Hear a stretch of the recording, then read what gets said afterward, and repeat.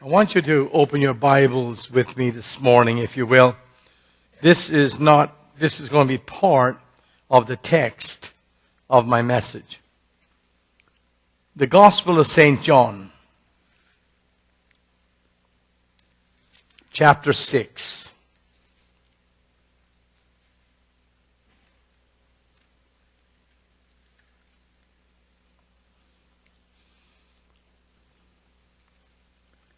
This is where the people speak to Jesus. And they have a question for him.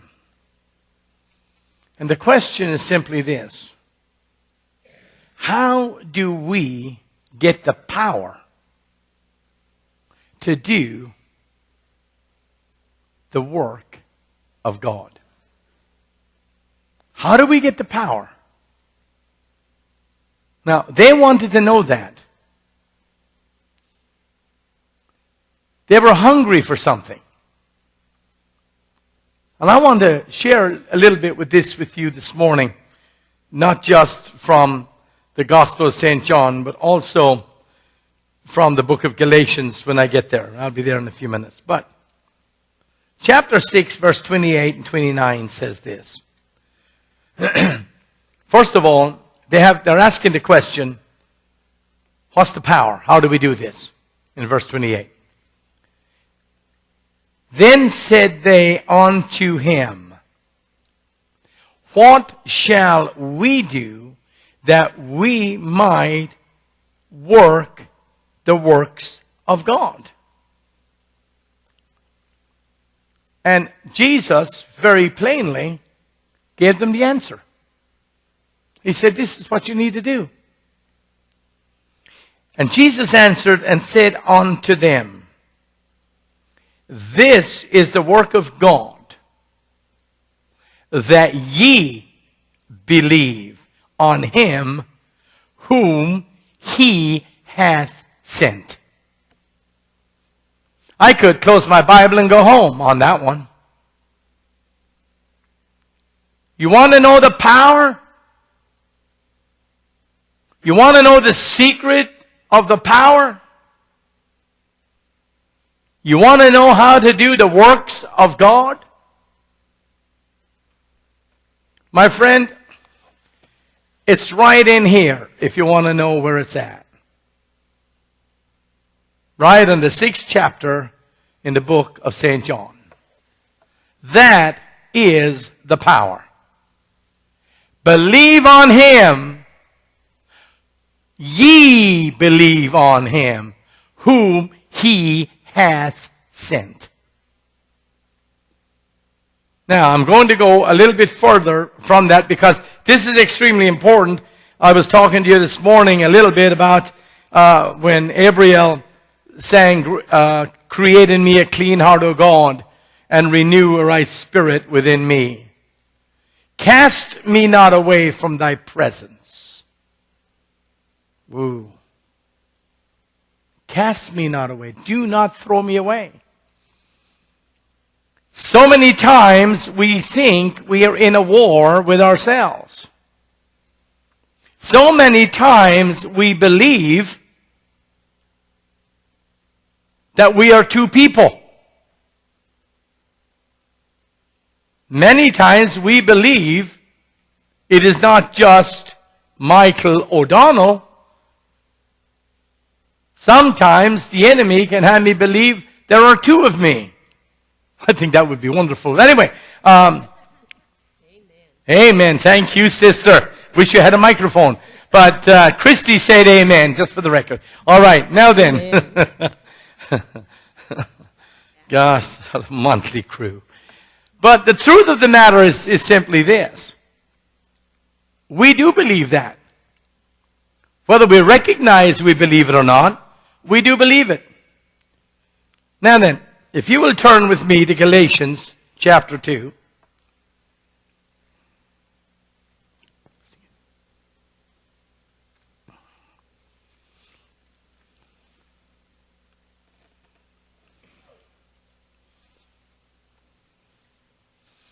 Now, you're in Galatians chapter 2. Stay there for a moment.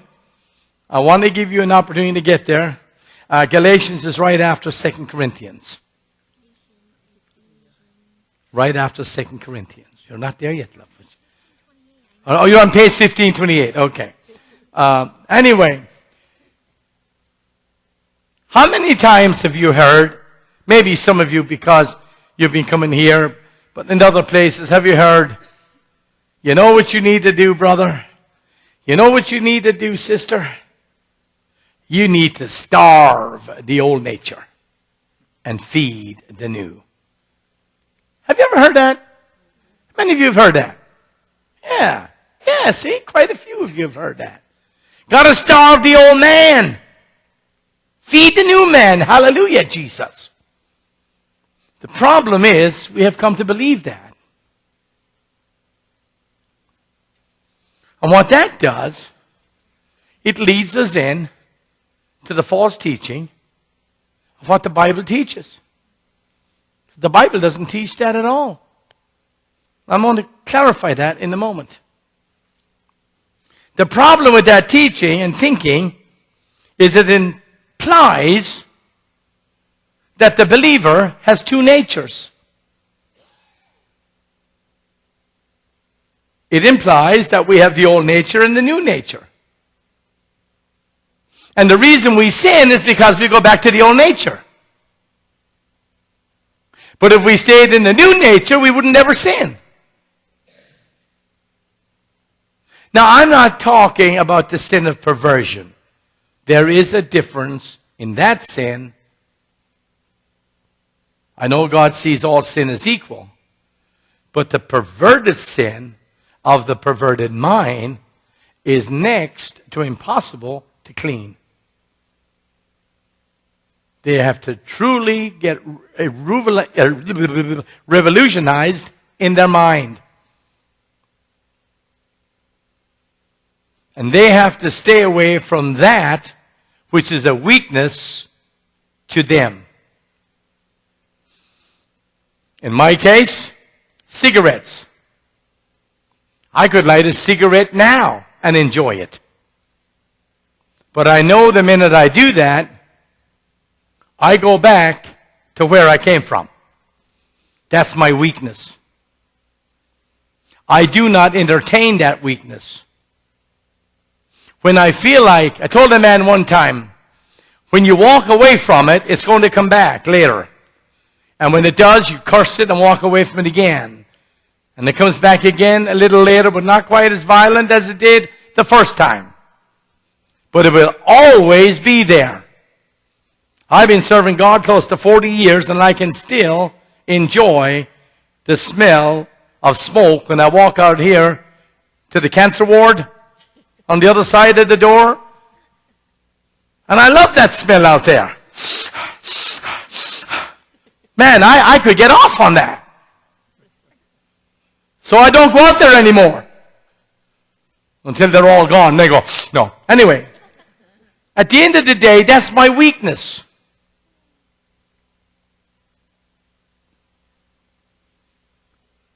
Others is sexual perversion. I've known a lot of men and women that were in pornography and got out of it. I've known a lot of them that were in it and never got out of it. Because they were addicted to it, just like I was addicted to nicotine. They're addicted to that. The problem with them is that their sick minds and spirits fall over on other people. The problem with me when I smoked was I was killing myself.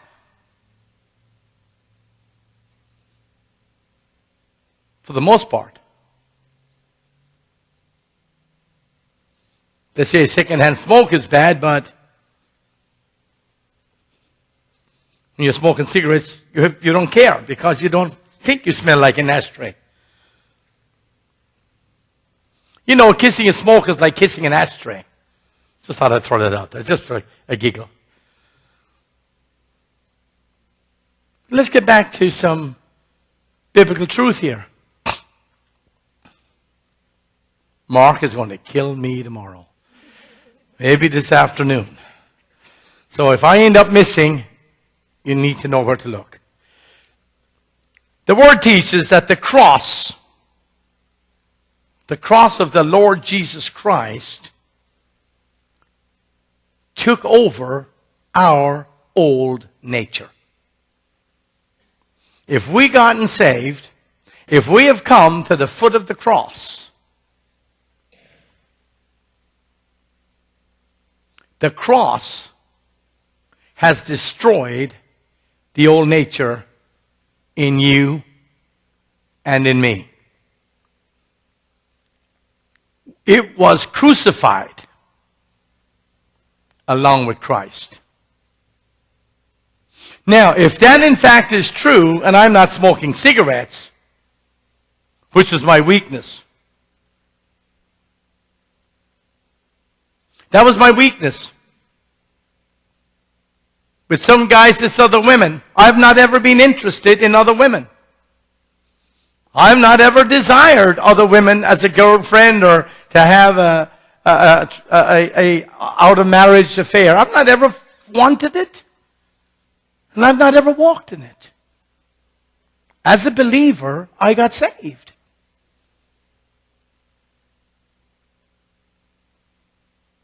You see, the problem with God's people today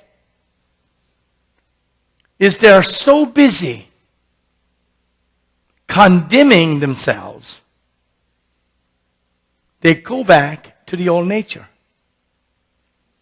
But if they don't condemn themselves and they realize that Galatians chapter 2 and verse 20 takes them back to the cross. Let's read verse 20. Chapter 2, Galatians 2 verse 20. Now here is the Apostle Paul, and I'm going to give you some of his ideas here, if you like. I am crucified with Christ. Nevertheless, I live. Yet not I, but Christ liveth within me. Or in me, liveth in me. And the life which I now live in the what? Somebody want to help me? In the flesh. What else does it say? I live by faith. Now then, if that in fact is the truth, and you're living by faith, then you must believe that you died with Christ in the beginning of verse 20 and understand that that crucifixion was for you as well as for him. Because he died for you and he was crucified for you. And in that crucifixion, you crucified yourself willingly when you received him as Lord and Savior, and he became the Lord of your life. If he's not Lord of your life and not Lord of all, he's not Lord at all. That's a great rule of thumb. Tom Wilson told me that one time in Morgantown, West Virginia. He said, brother, I'm going to tell you, if he's not Lord of all, he's not Lord at all. And I've thought about that many, many times.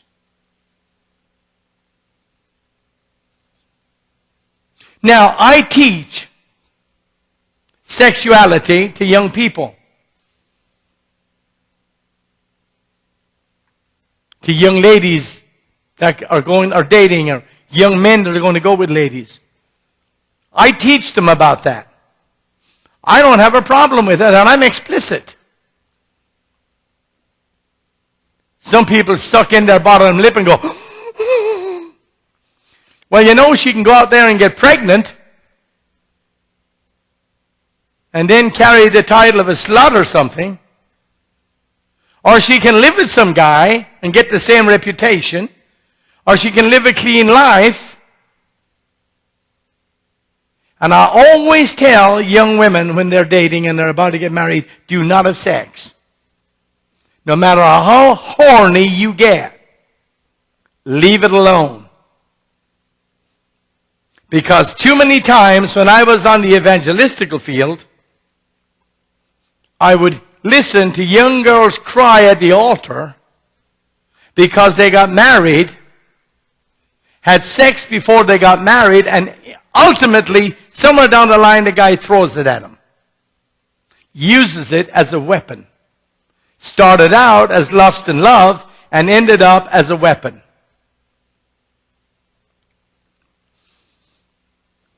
I had the privilege of having a meeting yesterday evening with a brother in the Lord, and the one thing he said was, I never said this and I never said that, because it gets in their head and it never gets out. And I thought, what words of wisdom. What an explicit way to put it.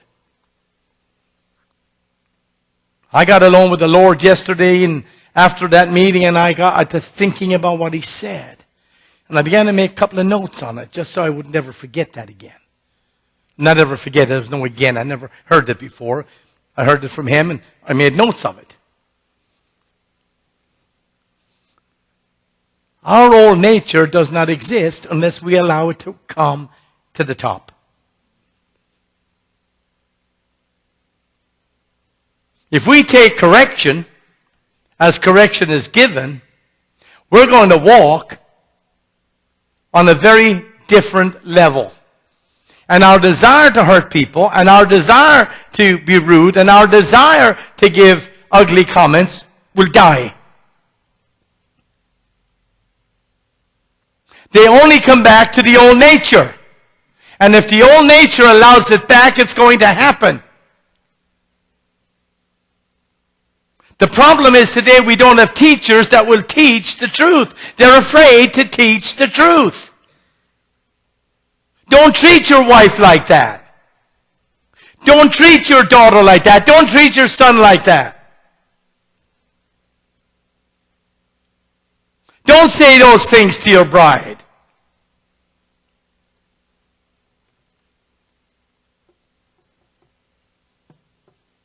Guys who abuse women ought to have their manhood removed.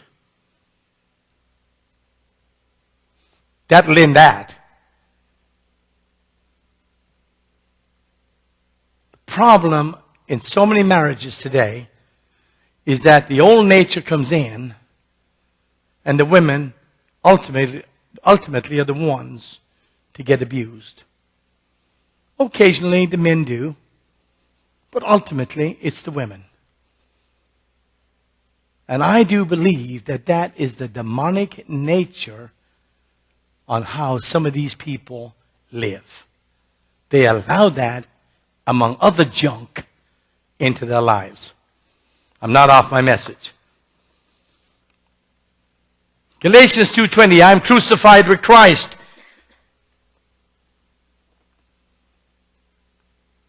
It's not there. It was put to death.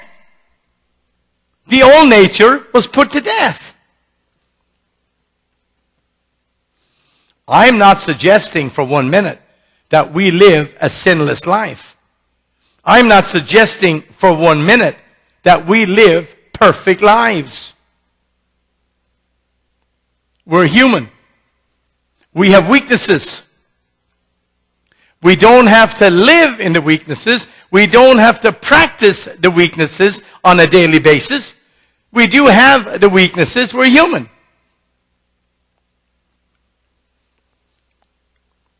This man of wisdom that I had the privilege of sitting with yesterday said some profound things. And he said, you know, people who believe that you can be married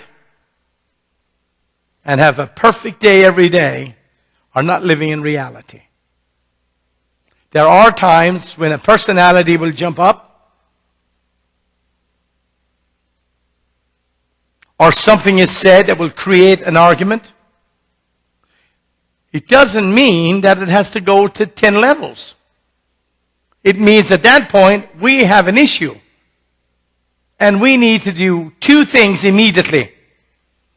If there is any sense of anger in it, need to walk away from it. Let it rest. Just let it rest. Shut your mouth and let it rest. And then come back to it later, after you both had an opportunity to think it out. I thought that was profound.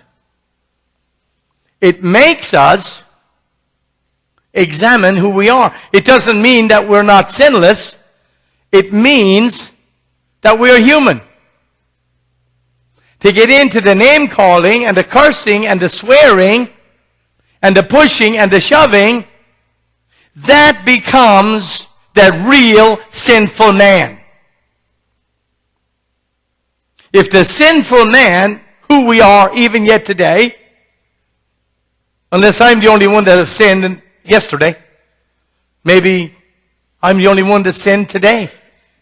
Maybe you have perfect days. Do you have perfect days? Saint Stephanie, would you take the platform, please? So, glad I'm not alone in the church this morning. But what it does mean is that when I get to that place with Christy, if we go into elevated arguments, and we don't, because I've seen the results of it in other families, the slapping and the hitting and the pushing and the shoving, I swear if I hit her, I think she'd kill me. But no humor here today at all. Besides, she carries a gun, you know. Anyway, and she carries it all the time, so do I. Anyway, at the end of the day, we can live a very clean life and still know that we are human. And still know that we have faults.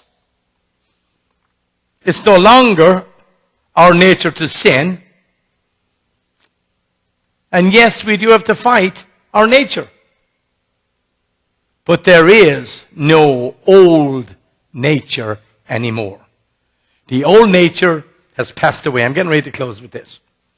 If you really had both an old and new nature within you, then you would be set up by the Lord Jesus Christ for failure. Let me say that again. If you had both the old nature and you had the new nature within you, you were set up by God Almighty for failure. Why? I was at Panera Bread this morning at 7 o'clock having a little breakfast. And I sat down at the very front by the window. And there was a little round ball of lemon or something out on the sidewalk. And a bunch of little birds, probably getting away 4 ounces apiece, come up to eat on that piece of fruit. And this one bird bullied the rest of them. And they all ran off. Well, this other bird popped down, and it started eating off the fruit. And the one that was doing all the fighting out there jumped on it. Well, if it did, boy, that other bird jumped up and started to fly towards it. And boom, boom, boom, boom. I thought, wow. You talk about a left and a right hook with 2 wings. The next thing was they both were on the ground. The one that just whipped the bully walked over and started eating. So the bully thought he would try again. Well, this time, the bird taught the bully a lesson. So it got all the food. And the bully started bullying the other birds who weren't eating anything and ran them all off. But when they came back up to eat, it was very careful, and it would peck and it would look up, and it would peck and it would look up. 5 moments before that, it wanted to fight the bird that was eating. Well, no, it let the bird that beat the daylights out of it have first crack at whatever it was out on the sidewalk. I was amazed with that. I sat there for a half hour and watched that. My coffee got cold. I was able to keep my souffle warm, but I had to get another hot cup of coffee. So Christy got up and got the coffee because I was too busy looking out the window. I was intrigued with that. And I didn't say that to Christy, but I was thinking of it when I was thinking about what the Holy Spirit was putting together in my brain and my spirit for the message. That's what happens with the old and the new nature. They fight. And they fight each other. So the old nature fights the new nature. And the new nature fights the old nature. So if we were set up for that, then God set us up for failure. But that's not who God is. He does not set us up for failure. So the old nature and the new nature, they do not meet after Galatians 2:20, and we were crucified with Christ. The old nature is dead. It cannot fight the new nature. It doesn't exist. If God has not set us up for failure, and what I'm saying is true, and we are clear in our spirit that we are not set up for nature, in the old nature, but we are set up in the new nature, then God could not have set us up for failure. And Mark 3:25, I'm not going to read it to you, but you can go there and read it yourself if you like. But Mark 3:25 says, a kingdom divided against itself will fall. How can you can't win? Are you at Mark? Anybody there yet? Mark 3:25. Can I have your Bible? Please. Thank you very much. You do have verse 25 in here, right? For whosoever was in him. What? Where are you? Oh, 4:25 over here. If a house. Thank you, darling. You know what? Right down the King James. That's the one I want. Is this King James? Nope. You should be ashamed of yourself. I did not purchase that for you. It was your boyfriend. And this is King James. See, my daughters, see, they, my girl, see, you did not get them to go into that and praise God. All right. I really do believe, I have no problem with the New American Standard. I like it as a study Bible. I do believe the King James is the Bible to learn from. I've said that many times here. I believe that with all my heart. I believe the other, I have problems with the Living Bible, folks. I'm sorry, it has an issue. It's not correct. The Amplified, the New American Standard, and the King James are a great tool to learn the Word. And what I found about the American Standard, I'm getting off track just for a moment, just to tell you, said it before, I'll say it again. I got a couple of new people here this morning. I like to study out of the King James. Then I like to read the Amplified and the New American Standard. And the Amplified, believe it or not, is even closer to the King James than the New American Standard is. And it helps you to learn. It helps you to understand some of the words in the Old English that you don't hear today. And I'm good with that. In the days of Cartwright, it was where art thou going? And that was real English back then. Then the Old English got thrown out and the New English came in. So, I have no problem with that, but I do believe that when I preach from the platform, I preach from the King James. And only because I do believe that it's clear. I don't know how many of you agree with that or not, but we've never really got into a debate on it. But it's how I really see it. It's how I was taught growing up after I got saved. Back in 77, I was raised on the King James. I had real problems with it until I began to study it. And then the Holy Spirit opened my eyes, and then I began to understand it. And then my pastor told me about the Lockman Foundation and the New American Standard and the Amplified Bible, and I got them, and I've had them ever since. And they're really the only 3 Bibles I study from. I'm not a bigot about the thing. I mean, if somebody asks me about the Living Bible, I'll tell them don't read it. They tell me they have one, I tell them don't give it away. Just keep it somewhere. Because it distorts so much of what the Word really says. I don't know if it took me there, but anyway. Verse 25. And if a house is divided against itself, that house cannot stand. Thank you, sweetie. That house cannot stand. So God, I'm closing, God did not set us up with two natures, because the old nature of Michael O'Donnell was not a nice one. The old nature of Michael O'Donnell, people didn't like him, especially church people.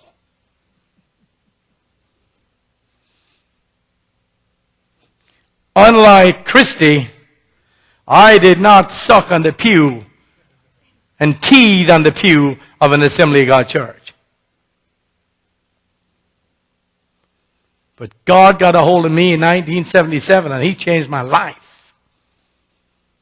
But the old nature of Michael O'Donnell was not that good. All you had to do was look at me the wrong way, and I'd bust you right in the mouth. I wouldn't even talk to you. See, I didn't think men should, I thought they should do that. Women do that. The female-male society does that. Or the homosexual, whatever. They do that. Guy don't do that. So I was raised that way.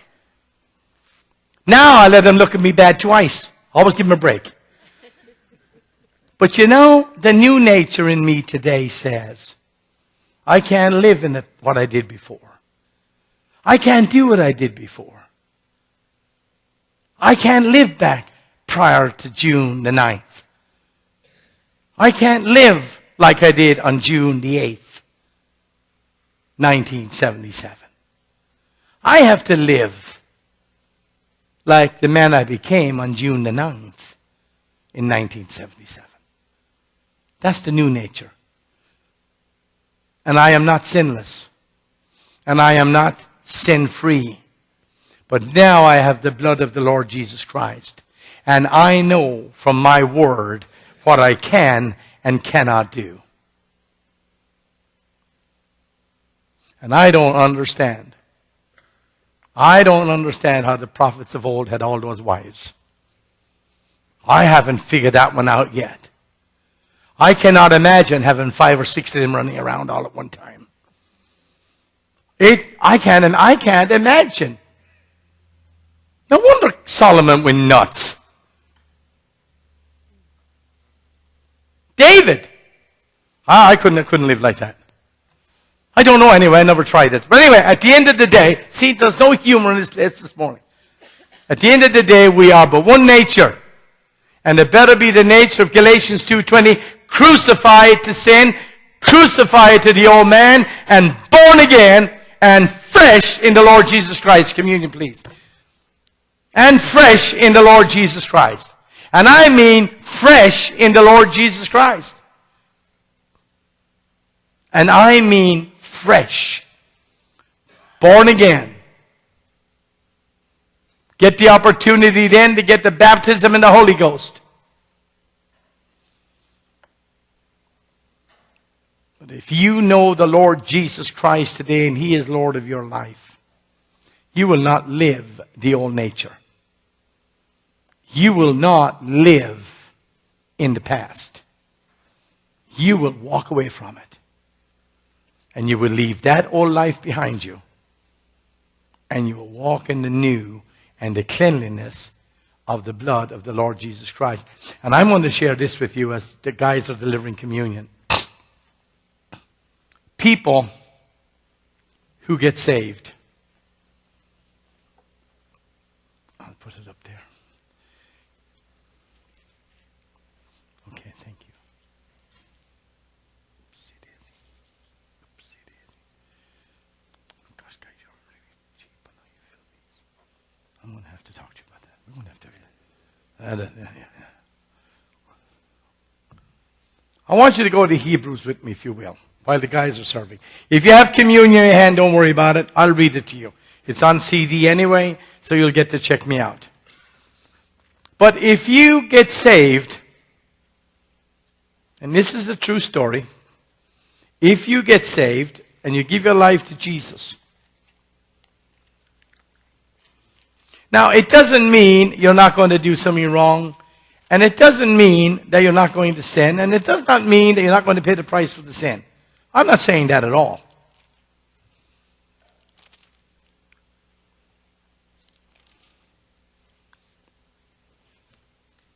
But what I'm saying is this: if you are saved and you give your life to the Lord Jesus Christ,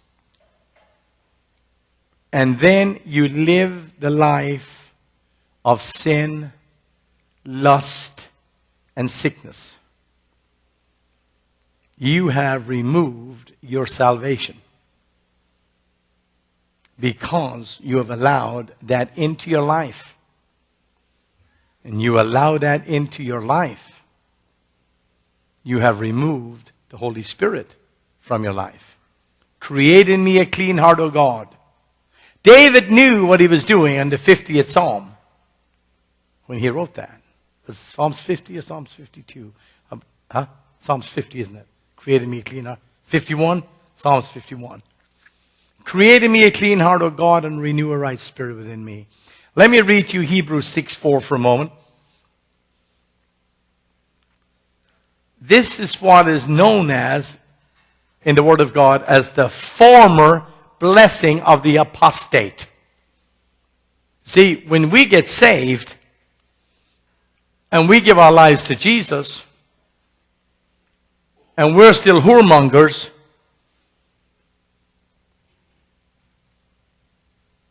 or we're still liars, troublemakers, salvation is the big question. Don't you agree?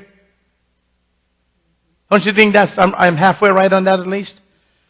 Hebrews 6:4 says, for it is impossible for those who are once enlightened and have tasted of the heavenly gift and were made partakers of the Holy Ghost.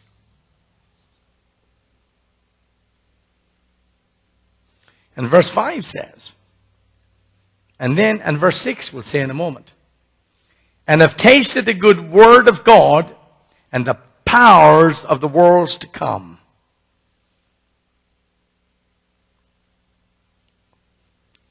This is to advise Christians not to partake in lustful life. I'm talking about married people, talking about people who are married, going outside of whatever happens in the marriage that both are in agreement in. That God blesses that. If both are not in agreement, then it should stop. It shouldn't even happen to begin with. I'm not talking about people that are married. I'm talking about people that are married and living outside of the marriage, or are living sinful lives. This is what the Bible says. And this is very important. I think it's very important that you hear it. You don't have to follow it. It's fine with that. God doesn't care what you do. You have free will. Isn't that a shame? But you do. Verse 6, if they shall fall away, it is impossible to renew them again, seeing they crucified to themselves the Son of God of flesh and put him to open shame. It says it's impossible to renew them to repentance. So this morning, as we close and having communion, if you find yourselves, married men, married women, looking at other women for your own pleasure, you might want to examine where the old nature may be trying to come in and take over the new nature. That should be impossible if you really were crucified to the old nature. Galatians 2:20. That does not mean you're going to live a sinless life, let me assure you of that. But it does mean this, that you will be accountable. You will make yourself accountable to you. And you can look at yourself and say, no, I'm not doing that. Then you've made a good choice. That goes for both sides of the fence this morning. It goes for the female as well as the male. On that, I'm closing. Let's have communion. Oh, you left money on there next to your father? Oh, gosh.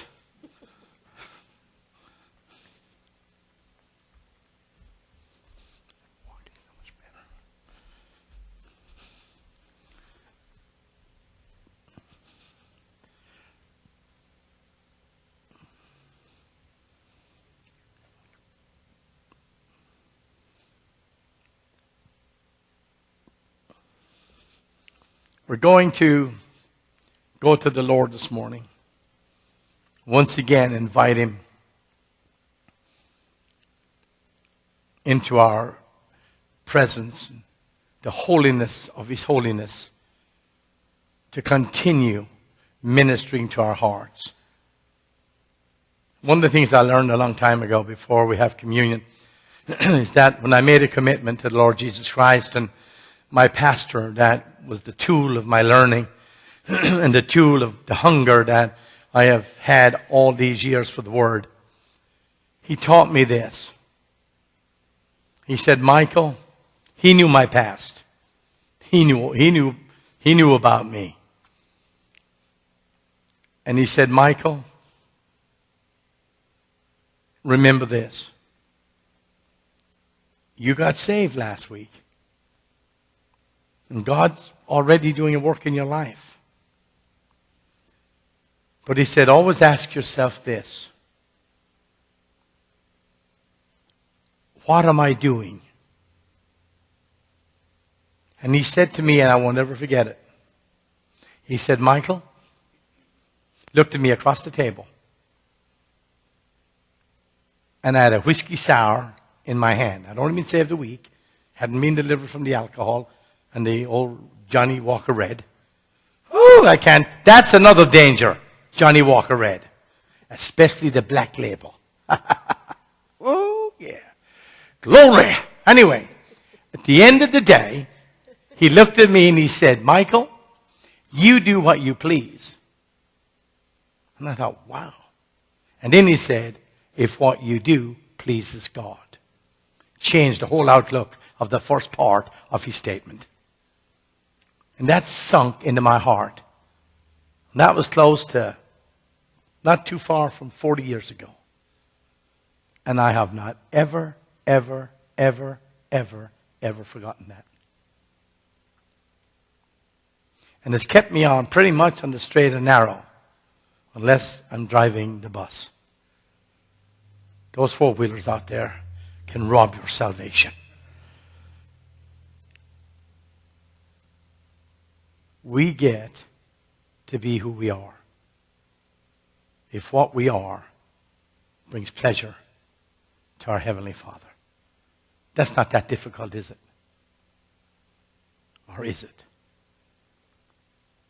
Father, we come before you this morning and the opportunity once again to partake of this fellowship with you and the graciousness of who you are. Thank you, Lord, for allowing me the opportunity to go to the cross. Thank you, Lord, for the perseverance of the men and women of God that finally reached me. Thank you for that one woman, that one dear old woman that's with you today in all probability. She told me many years ago, she said, you know, I've been praying for you. And I'm telling you, when an old gray-haired lady begins to pray for you, you might as well just give up, because you're cooked. You're going to have a face-to-face with Jesus, because she won't shut up till you give up. And I praise God for people like that. I praise God this morning that I can stand before Him and say, Lord, thank you for allowing me to come to the cross. His disciples looked at Him and He stood up and He said, this is my body. This is my body. And He said, as you eat of it, do so in memory of me.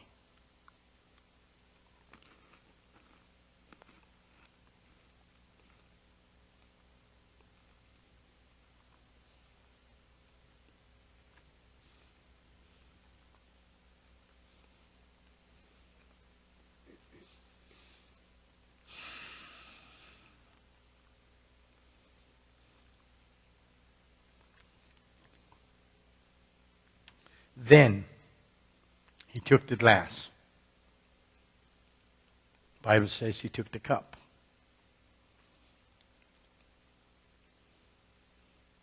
And it was symbolic of his blood, because it was in reality red wine. And he said, "This is my blood, which will be spilt on behalf of many. And as often as you do this, do so in memory of me."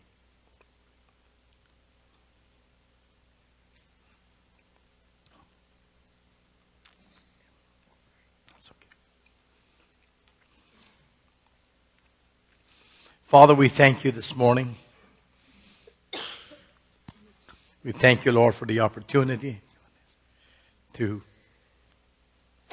come into your holy presence. We thank you, Father, for your Holy Spirit. We thank you, Lord, for who you are. Lord, please do not ever let us take you for granted. God, please remind us every day of your goodness, of your faithfulness, of your love. Even sometimes when we can't feel you near us, or sometimes we pray for something specific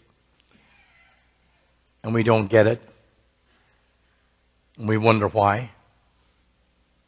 We wonder why your word says it's going to happen, and we wonder why it doesn't happen. A lot of times, Father, we have all of these questions, and only eternity will reveal them. Lord, please do not let us out of your holy presence, I pray. Create in us a clean heart, O God. Keep our hearts pure before you, that we may serve you, not in our might and our power, but in our weakness.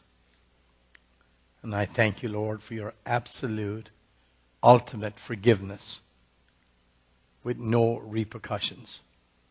I do thank you for that. I do bless you for that. In Jesus' precious holy name. Amen. And amen. I'm going to close with the prayers and the needs of the church, and then we'll do the loud offering, and then you'll be dismissed, and you'll be in time to the restaurant before the Baptists. Right? Create in me a clean heart, oh God, and renew a right spirit within me. Create in me a clean heart, oh God, and renew a right spirit within me. Cast me not away from thy presence, O Lord. Take not thy Holy Spirit from me, but restore unto me, oh, the joy of thy salvation, and renew a right spirit within me. Create in me a clean heart, oh God, and renew a right spirit within me. Create in me a clean heart, oh God, and renew a right spirit within me. Cast me not away from thy presence, O Lord. Take not thy Holy Spirit from me, but restore unto me, oh, the joy of thy salvation, and renew a right